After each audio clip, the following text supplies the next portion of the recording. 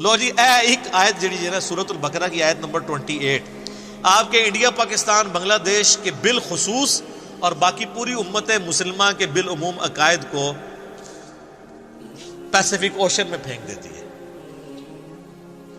ڈر جاؤ اس دن سے، لا تجزی نفس عن نفس شیئا، جب کوئی جان کسی دوسرے جان کا بدلہ نہیں دے سکتی، ولا یقبل منہا شفاعہ، نہ کوئی دھونس کے ساتھ شفاعت کر سکتا ہے، ولا یؤخذ منہا عدل، نہ کسی سے کوئی معاوضہ قبول کیا جائے گا، ولا ہم ینصرون، اور نہ کوئی کسی کا مددگار بن سکے گا. 4 چیزوں کا انکار آ گیا.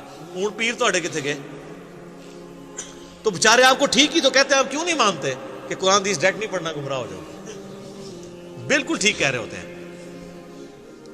ان کی ڈاکٹرن میں آپ گمراہ ہو جائیں گے اور قرآن کی ڈاکٹرن میں ہدایت پہ آ جائیں گے. یہ بھی سورۃ الاعراف میں آیت آئے گی کہ جس کا گیئر الٹا لگ جائے اللہ تعالیٰ فرماتا ہے اس کو ہدایت کا راستہ گمراہی نظر آتی ہے، گمراہی کا راستہ ہدایت نظر آتی ہے. اور اللہ سے ڈر جائیں اس معاملے میں کہ کسی شخص کو گمراہی ہدایت نظر آنا شروع ہو جائے اور ہدایت گمراہی. اور اسی چیز کو قرآن حکیم میں کئی جگہ کہا گیا ہے، شیطان نے ان کے برے اعمال ان کی نظروں میں سنوار دیے. اور یہ بڑا خطرناک معاملہ ہوتا ہے جب کہ شیطان انسان کو نیکی کے کام کروانا شروع کر دے نیکی کے نام کے اوپر، حالانکہ وہ ہو برائی کے کام. سلطانہ ڈاکو، بڑے اسمگلر، بڑے بڑے پراپرٹی ڈیلرز لوگوں کی زمینیں ہتھیا کے 1 لاکھ بندے کا دسترخوان چلا رہے. تو شیطان نے ان کے برے اعمال ان کی نظر میں سنوار دی. ان کو یہ حرام کا پیسہ کمانا نظر نہیں آ رہا، ان کو نظر آ رہا ہے کہ یار ہم اتنے غریبوں کو کھانا کھلا رہے ہیں. اچھا یہ دنیا میں اس کی تعریف ہوگی، اللہ کے ہاں 0 سے ملٹیپلائی ہے. اللہ کو دھونس نہیں ہے نا، یہ روب تو آپ پہ چل سکتا ہے نا. اللہ کے لیے کوئی روب ہے کسی بندے نے 1 لاکھ کو کھلایا؟ سر جو روزانہ لاکھوں ویل مچھلیوں کو کھانا کھلا رہا ہے پیسیفک کے اندر اور اٹلانٹک کے اندر، جو ایک چھوٹے ویل مچھلی کی جو ایک وقت کی خوراک 500 کلو گوشت ہے، آدھا ٹن ایک وقت کا چھوٹی ویل کھاتی ہے، جو ملینز آف ٹن گوشت لاکھوں ویلوں کو روزانہ کھلاتا ہے، اس کے سامنے 1 لاکھ کا دسترخوان تو ایک ویل مچھلی سے پورا ہو جاتا ہے. اس کو کوئی یہ کہے گا کہ نہیں میں 1 لاکھ بندے کو کھانا کھواتا تھا، اور کہاں سے کھلاتا تھا؟ اس کے دیے ہوئے میں سے، جو اللہ نے اس کو دینا تھا لیکن اس نے حرام کے طریقے سے لوٹا. مرنے سے پہلے اے مسلمان کر لے اس پہ غور، کتابوں کا خدا اور ہے، بابوں کا خدا اور.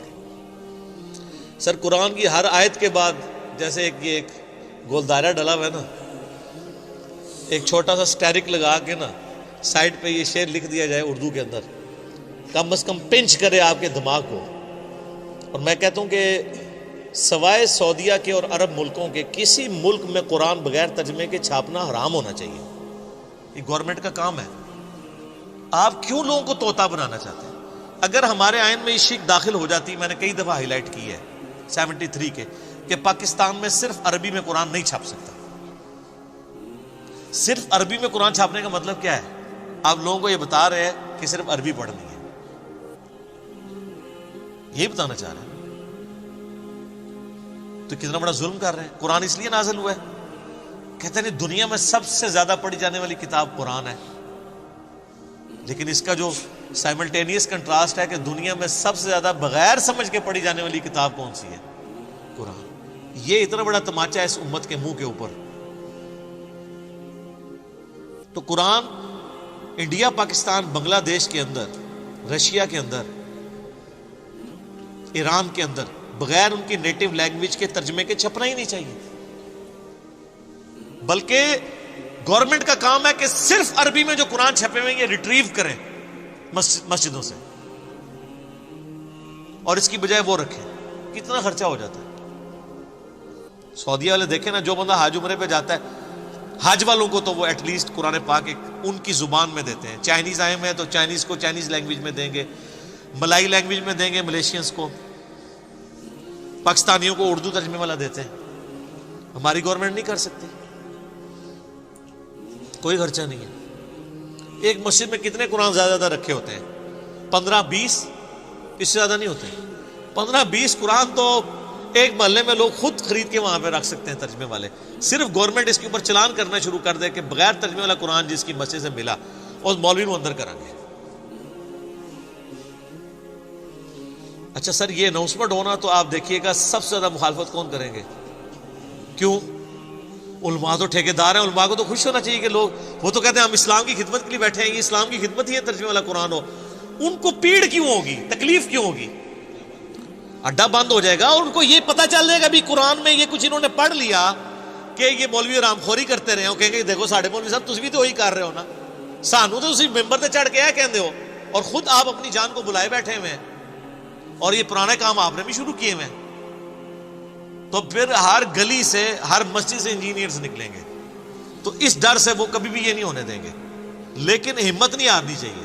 میں کہتا ہوں جس کا جتنے انفلوئنس ہے نا، عربی والے قرآن نہیں نکال سکتے، کم از کم اگر 10 عربی والے ہیں تو 10 اردو ترجمے والے وہاں رکھ دیں۔ کل کو کوئی، اور اردو اور ترجمے والے قرآن کے ساتھ سب سے بڑا مسئلہ یہ ہے کہ یہ غلاف میں لپیٹے ہوئے ہوتے ہیں، وہ ویسے ہی نہیں کو کھولتا، کون اینج کر کے کھولے پھر اینج کر کے بند کرے۔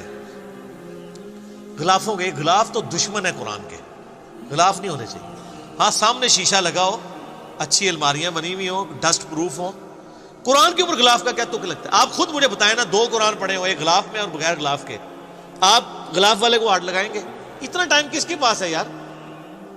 لیکن سعودیہ میں آپ دیکھیں نا، خصوصاً حرمین کے اندر میں نے دیکھا ہے، کمال کام کیا ہوا انہوں نے۔ پیتل کی خوبصورت چھوٹے سائز کی انہوں نے اتنے سائز کی رکھی ہوئی ہیں الماریاں جو سامنے سے کھلی ہوئی ہیں، اور روزانہ ان کی صفائی ہوتی ہے، ڈسٹنگ ہوتی ہے، قرآن جتنے رکھے ہوئے ہیں ان کے۔ اور جیسے ہی کوئی ایسا موسم آتا ہے نا جس میں ہیومیڈیٹی بڑھ جاتی ہے، تو وہ شیشہ پلاسٹک جو ہوتا ہے نا، اس کے سامنے لیئرز لگا دیتے ہیں، وقتی طور پہ لٹکا دیتے ہیں تاکہ گیلے نہ ہوں قرآن، اور پھر جب موسم کھل جاتا ہے پھر وہ ہٹا دیتے ہیں۔ مساجد کے اندر بھی، شوکیس کے اندر، میں نے نہیں، وہاں کو غلاف کے اندر میں نے قرآن نہیں دیکھا سعودیہ پورے میں کہ غلاف کے اندر قرآن پڑھا ہوا ہو۔ بالکل صحیح اپروچ ہے۔ اور آپ اس لیے عربیوں کو دیکھیں گے، عربی قرآن بہت زیادہ پڑھتے ہیں۔ نماز میں اگر 10 منٹ رہ گئے نا، انہوں نے سنتوں سے فارغ ہو گیا نا، سیدھا قرآن جا کے پڑھنا شروع کر دیتے ہیں پکڑ کے۔ یہ خیر لادہ بات ہے کہ پھر وہ مس ہینڈل بھی کرتے ہیں کہ جماعت کھڑی ہوئی ہے تو وہیں ایسے رکھ دیتے ہیں، بعض کا جوتیوں کے ساتھ ہی رکھ دیتے ہیں، یہ اس مس ہینڈلنگ لادہ بات ہے۔ لیکن قرآن یہ چاند ایک، جس نے جاہل گوار یہاں موجود ہے وہاں بھی موجود ہے، لیکن اوورال قرآن کے ساتھ جو ان کا شغف ہے نا، ظاہر ان کی اپنی زبان کے اندر ہے، وہ نظر آتا ہے۔ باقی پریکٹیکلی اگر آپ کہیں کہ ان کی زندگی میں کوئی فرق پڑا ہوا ہے تو وہ تو اسی وقت پڑے گا نا جب قرآن جو ہے وہ کبھی فزکس کی کتاب چومنے سے یا صرف تلاوت کرنے سے فزکس نہیں آپ کو آئے گی جب تک آپ اس کو سمجھیں گے نہیں۔ تو سر فزکس سمجھے بغیر نہیں آ سکتے، قرآن سمجھے بغیر کیسے آ سکتا ہے جب تک آپ اس کے اوپر تفکر نہیں کریں گے۔